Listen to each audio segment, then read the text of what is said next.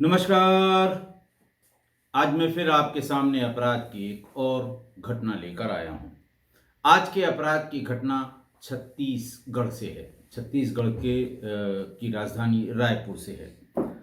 हुआ कुछ यूं कि 31 दिसंबर को रायपुर के खेमतराई इलाके के एक नाले में एक नाबालिग लड़की, जिसकी उम्र 14-15 साल होगी, उसका नग्न अवस्था में शव बरामद हुआ।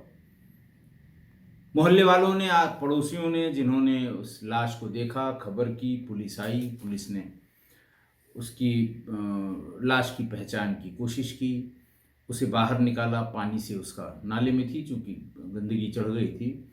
उसके मुंह को, हाथ पैर को साफ किया, चद्दर उसके ऊपर डाला और लोगों से उसे पहचानने के लिए कहा। चूंकि चेहरा उसका बिल्कुल साफ सुथरा था, इसलिए पहचानने में बहुत देर नहीं लगी।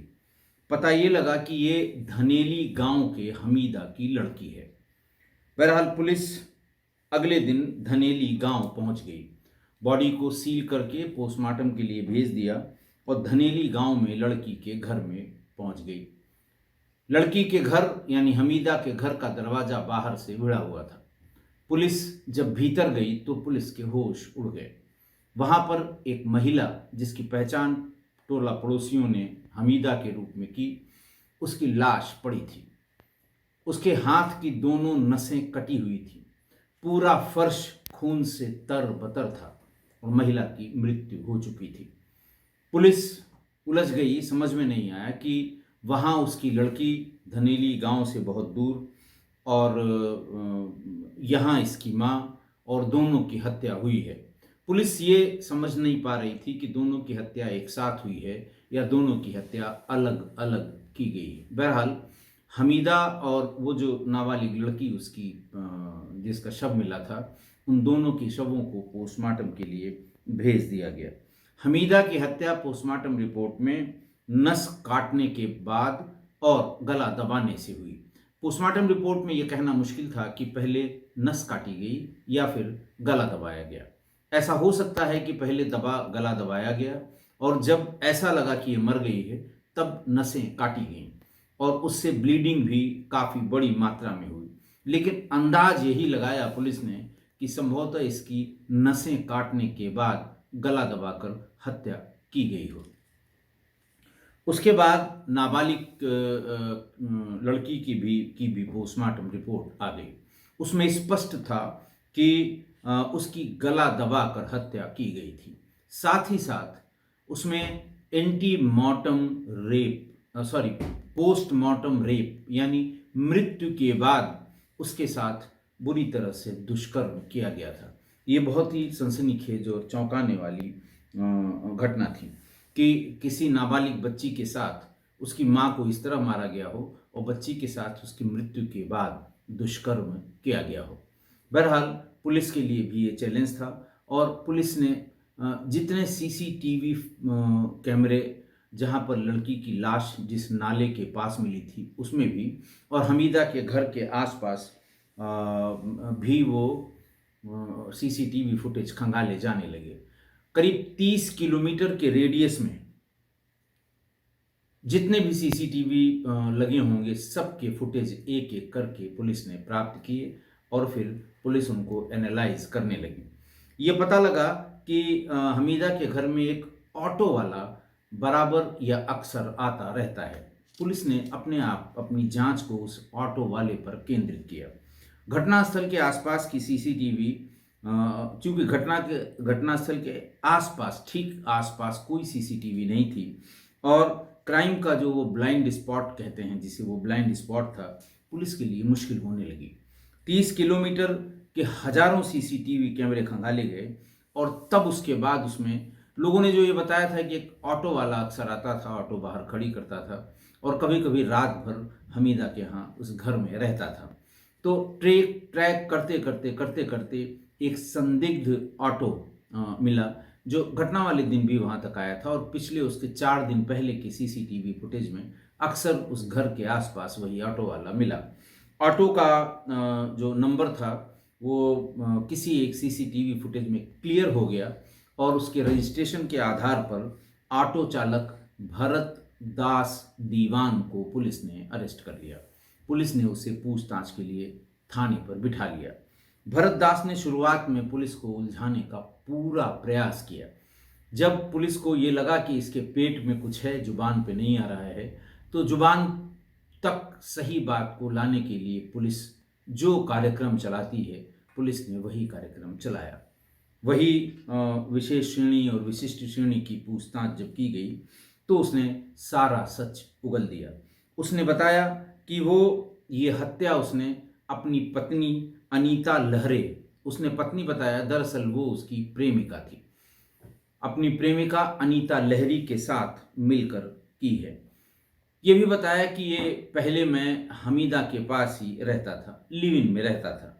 उस दौरान हमीदा से उसके बहुत ही अंतरंग संबंध हो गए थे और उसे जब ये लगा कि अब ये शादी के लिए दबाव बना रही है और फिर वो मुझे परेशान कर सकती है, तो धनेली का वो अपना घर छोड़कर वो वहाँ से शिवानंद नगर शिफ्ट हो गया।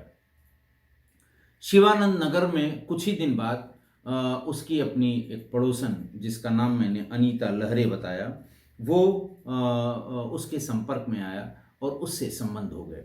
अनीता के 4 बच्चे थे, लेकिन वो उसी के साथ फिर लिव इन में रहने लगा।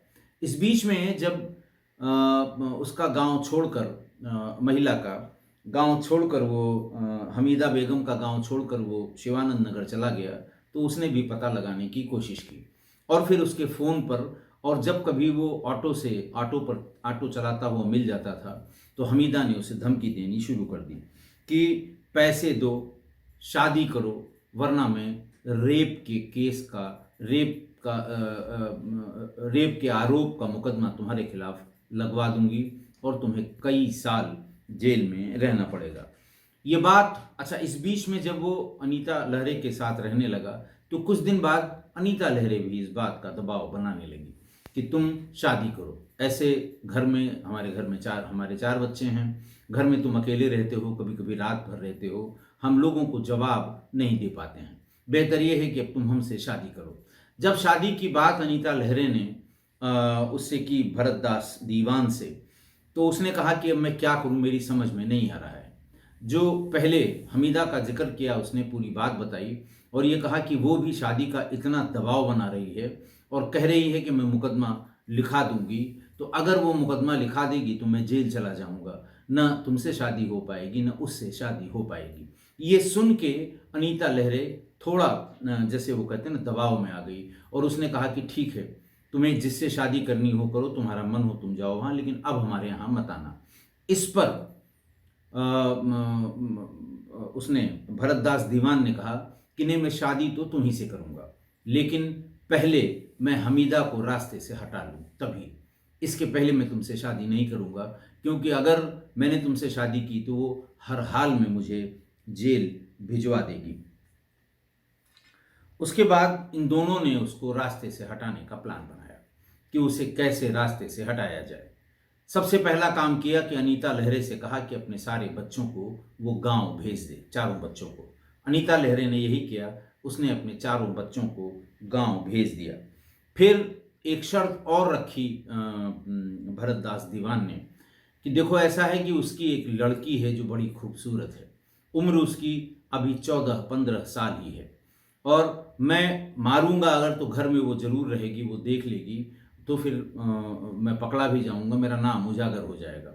तो मैं किसी बहाने से पहले उस लड़की को तुम्हारे पास लाकर रख दूंगा, तुम उसे संभाल के रखना, और मैं 1-2 दिन के भीतर ही तुम्हारा काम यानी हमीदा की हत्या कर दूंगा, और फिर वो तुम्हारे पास रहेगी और बहुत जल्दी वो जवान हो जाएगी। ये बात सुनकर अनीता लहरे भी थोड़ा सशंकित हुई, लेकिन उसको ये लगा कि पहले जो ज़्यादा बड़ा दुश्मन है, यानी जिसके सौतन होने का संकेत है या सौतन होने का खतरा है, हमीदा बेगम का, पहले ये उसको रास्ते से हटा ले, फिर हम इसको, तो ये तो बच्ची है, इसको हम देख लेंगे। बहरहाल ये दबाव बनाने लगी अनीता लहरे कि तुम जल्दी से हमारा काम करो, वरना फिर मेरे यहाँ आना बंद कर दो। 31 दिसंबर को दिन में किसी बहाने से वो हमीदा बेगम की लड़की को अपने यहाँ ले आया, शिवानंद नगर, जहाँ वो अनीता लहरे के साथ रहता था।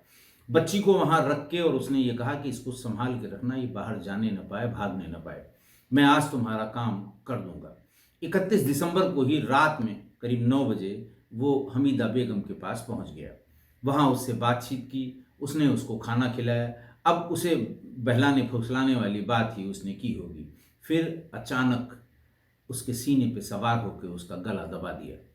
वो इंश्योर करने के लिए कि ये बचे नहीं, इसकी मौत हो जाए, वो उस घर में ही चूंकि रहता था, उसे दाढ़ी बनाने वाले ब्लेड का आइडिया था, ब्लेड निकाल कर ले आया और बेहोशी की हालत में, या फिर यूँ कहें कि मरने के बाद भी, उसकी नसें, दोनों हाथों की नसों को, धमनियों को काट दिया और उसमें से ब्लीडिंग होने लगी। फिर उसके बाद बैठकर ये देखा कि ब्लड निकलना कब बंद होता है, यानी इंश्योर करना कि वो कब मर जाती है। उसके बाद उसकी लाश को कंबल से ढक दिया। आरोपी भरत भरत दास दीवान, ये उसकी हत्या करके वापस घर लौटा और सबसे पहले वो उस छोटी सी बच्ची पर झपट पड़ा। उसे लेकर वो दूसरे कमरे में जाने लगा। पीछे पीछे अनीता लहरे भी पहुंच गई। वो कहता रहा कि देखो, उनका पहले ये बताओ कि तुमने मेरा काम किया कि नहीं किया, उसके बाद ही तुम्हें बच्ची के साथ अकेला मैं छोड़ पाऊंगी। उसने कहा कि मैंने तुम्हारा काम कर दिया है, तुम बाहर जाओ, मैं भीतर से इसमें सिटकिनी लगाऊंगा। अब ध्यान देने वाली बात है कि ये अनीता लहरे और भरत दास दीवान दोनों ये बात कर रहे हैं, साथ में लड़की है, वो भी सुन रही थी।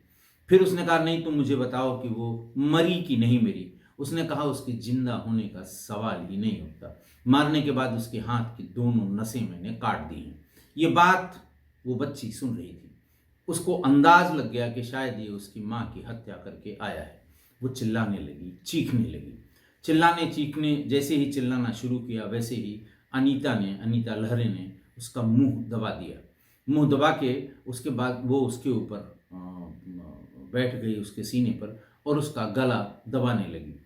इस बीच में ये भरत दास दीवान वो उसको छुड़ाने लगा कि 15 मिनट बाद मारना, मुझे 15 मिनट का समय दे दो। लेकिन अनीता लहरे भी जानती थी कि अगर मैंने समय दे दिया फिर ये छुड़ा लेगा। और लगभग उसे, जब वो बेहोश हो गई और इन लोगों को लगा कि उसे मार दिया है, तब शंकर दास दीवान ने कहा कि अब तुम बाहर जाओ। उसको लगा कि हमने इसे भी मार दिया है, वो बाहर चली गई। और तब शंकर दास दीवान ने अब बहुत ही वहशियाना हरकत की। उस मरी हुई बच्ची के साथ 2 बार बलात्कार किया। उसके बाद दोनों ने देखा कि मर चुकी है। फिर उसे कपड़े में, चादर में लपेट कर, ऐसा दिखाकर जैसे उसकी तबीयत खराब है, नाले में ले गए और वहीं पर फेंक दिया। अगले दिन सवेरे ही जब इसका पता लगा और पुलिस वहाँ पर आई, तब इस बच्ची की लाश बरामद हुई। पुलिस ने आरोपियों के पास से हत्या में इस्तेमाल किए गए ई रिक्शा, 2 मोबाइल फ़ोन, चाकू और बाकी चीज़ें भी बरामद की। एविडेंस सारा वहाँ से कलेक्ट किया गया सीन ऑफ क्राइम से। और एंटी क्राइम यूनिट जो रायपुर की है, और धरसींवा थाना और सिलियारी चौकी प्रभारी, इन्होंने इसको खोलने में, इस अपराध को उजागर करने में बहुत मेहनत की। और फिर इन दोनों लोगों को एसएसपी ने नगद पुरस्कार देकर पुरस्कृत भी किया था। आज की घटना देखिए, पड़ोस की रहने वाली महिला से युवक, पड़ोस का ही रहने वाला एक युवक, उससे प्रेम संबंध हो गए। महिला जब शादी के लिए दबाव बनाने लगी तो युवक ने मोहल्ले का वो घर छोड़ दिया और दूसरे मोहल्ले में दूर जाकर बस गया। पर वहाँ भी वो अपनी आदत से बाज नहीं आया। 4 बच्चों की माँ जो उसकी पड़ोसी थी, उससे उसके संबंध हो गए। अब पहली वाली को जब ये पता लगा कि वो दूसरे मोहल्ले में चला गया, वहाँ किसी महिला से उसके संबंध हो गए, तो वो उस पर दबाव बनाने लगी कि तुम मुझसे ही शादी करोगे, शादी नहीं करोगे मैं रेप का मुकदमा लिखवाऊंगी, तुम इतने दिन तक मेरे साथ जो कुछ करते रहे सब मैं मुकदमे में सब डाल दूंगी और फिर तुम जेल चले जाओगे, कहीं के नहीं रह जाओगे, उस औरत के तो बिल्कुल नहीं रह जाओगे जिसके आसपास तुम रह रहे हो। बहरहाल वो पीछा करती रही और शादी के लिए दबाव बनाती रही। अब इधर 3-4 महीने नई वाली के साथ भी हो गया था। इससे भी उसके संबंध हो गए थे भरतदास दीवान के। उसने भी दबाव बनाना शुरू किया कि तुम शादी कर लो तब मेरे साथ रहो। हम लोगों को जवाब नहीं दे पाते हैं कि तुम यहाँ आके मेरे घर में क्यों रात रात भर रुकते हो। इसको लगा भरतदास दीवान को कि उधर भी दबाव बन रहा है, इधर भी दबाव बन रहा है, बढ़िया मौका है। उसने पूरी बात बता दी कि देखो शादी मैं तुम्ही से करूँगा, लेकिन हमीदा ने मुझे बहुत तंग कर रखा है। जान बचाने के लिए या मुकदमे से बचने के लिए ऐसा तो नहीं मुझे उससे शादी करनी पड़े। ये सुनकर अनीता बिफर गई कि ना, कोई सवाल ही नहीं कि तुम उससे शादी करो। तुम और हम दोनों लोग मिलके उसे रास्ते से हटा देंगे। फिर दोनों ने प्लान बनाया और यही प्लान बनाया कि अपने बच्चों को हम बाहर भेज देते हैं, या तो उसको यहाँ बुला के मार देंगे या तुम उसके यहाँ जाकर मार देना उसे। क्योंकि अनीता ने ये कह दिया जब तक तुम उसे मार नहीं दोगे मैं तुमसे शादी ही नहीं करूँगी। इस पर उसने ये शर्त रखी भरतदास दीवान ने कि हमीदा की एक लड़की है 14-15 साल की, बड़ी खूबसूरत है। मैं उसको किसी बहाने से ले आऊँगा, तुम्हारे पास रखूँगा। उसका वहाँ रहना ठीक नहीं है। अगर उसके रहते हुए मैं उसकी माँ को मारूँगा तो मेरे खिलाफ गवाही देगी। लिहाजा मैं उसको मार के आऊँगा। ये 15 साल की होगी, 2-3 साल में जवान हो जाएगी। भाषा और जो उसके बताने का अंदाज़ था उससे अनीता की समझ में आ गया कि वो किस लिए ऐसा कह रहा है। फिर वो ये सोच के चुप हो गई कि पहले हमीदा को मारो, इसके लिए, लड़की के लिए जब मेरे पास ही रहेगी तो इसे तो मैं कभी भी मार दूंगी, क्योंकि कोई नहीं चाहता कि वो अपनी सौतन को अपने घर में ही पाले। दूसरी वाली जो महिला है वो दबाव बनाने लगी कि पहले हमीदा को मारो तब हम शादी करेंगे। फिर उसने कहा कि बिल्कुल ठीक है, लड़की आ जाएगी, उसको हम तुम यहीं रखना और फिर उसके बाद हम हमीदा को मार के तभी तुम्हारे पास आएंगे। अनीता भी चालाकी से यही चाहती थी कि पहले वो रास्ते से हट जाए, उसके बाद फिर हम इस लड़की को तो हम ही निपटा देंगे, इसके लिए तो हम ही काफ़ी हैं। दूसरी, वो गया वहाँ पर 31 तारीख की रात को, 31 दिसंबर 2024 की रात को गया और वहाँ से सबसे पहले बहला फुसला कर उस लड़की को लाकर अनीता के हवाले किया और कहा इसे संभाल कर रखना, मैं जा रहा हूँ, दांव लग गया तो आज ही काम हो जाएगा, वरना कल तो मैं ज़रूर तुम्हारा काम कर दूंगा। फिर वहाँ जाकर उसने उसको मार दिया, हाथ की दोनों धमनियों को काट दिया और जो ब्लेड उसके घर में मौजूद था उसी से दोनों धमनियों को काट दिया। जब खून बहना बंद हो गया, ये इंश्योर कर लिया कि अब ये मर गई होगी, तब उसके ऊपर रजाई उड़ाकर दरवाजे को उठकाकर वो वहाँ से सीधे अनीता के पास पहुँचा। उसके मन में तो जो पाप था वो यही था कि बस वो लड़की उसे मिल जाए जो 14-15 साल की थी। पहुँचते ही उसने लड़की का हाथ खींचा, उसे कमरे में ले जाने लगा। जैसे ही वो ले जाने लगा, पीछे पीछे अनीता भी पहुंच गई। उसने, खबरदार अभी हाथ मत लगाना, पहले ये बताओ कि मेरा काम हुआ कि नहीं हुआ। तब उसने बताया दास ने, जो आदमी था भरतदास दीवान ने, कि नहीं, तुम्हारा काम करने के बाद ही मैं इस लड़की को हाथ लगा रहा हूँ।